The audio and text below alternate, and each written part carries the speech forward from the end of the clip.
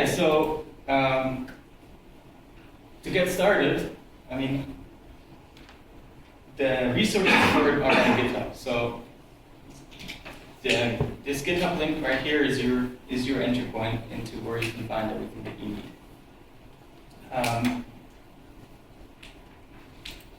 If we look at this page, and down here is a link to the documentation. And in the documentation, there is after the introduction, there is a getting started guide which basically walks through all the steps that are needed to build this stack. And I know the workshop description said bring your own laptop, but and if you want, you're welcome to try to follow along and do things. I have to say right up front, we have a few prerequisites. We test this thing basically on our development environment, which is Linux-based. So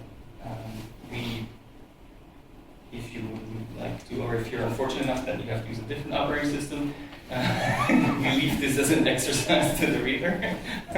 But basically, we test our stuff on fairly recent Ubuntu distributions usually. And for the build process, for example, we require that you have a Python 6 interpreter, and we require that you have certain packages installed.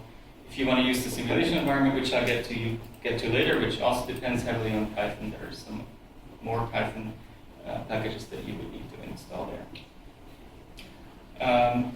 But just so you've seen it, I want to go through the basic steps because just so you remember that this is what you have to do when you download Basic Mac to get started. So first you clone the repository, and then something that maybe it's not unusual, but we use submodules. So the Git has a possibility that you can include other Git repositories as submodules, basically. So our implementation of the STM32 HAL uses a bootloader, which is the component that enables us to do firmware updates over the air, basically. And this bootloader is called Basic Loader because it's one of the LoRa basics, and is included as a submodule. So after you clone the project from GitHub, you have to tell Git to initialize and also clone the Git submodules. This is only something that you have to do once.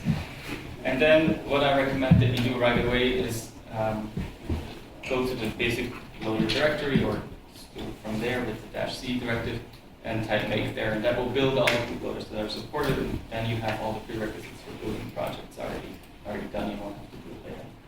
If your build fails on later because the bootloader is not there, you're not like, oh, have to boot it. If you do it once in the beginning, then you're okay. So this is basically the bootstrapping process up here.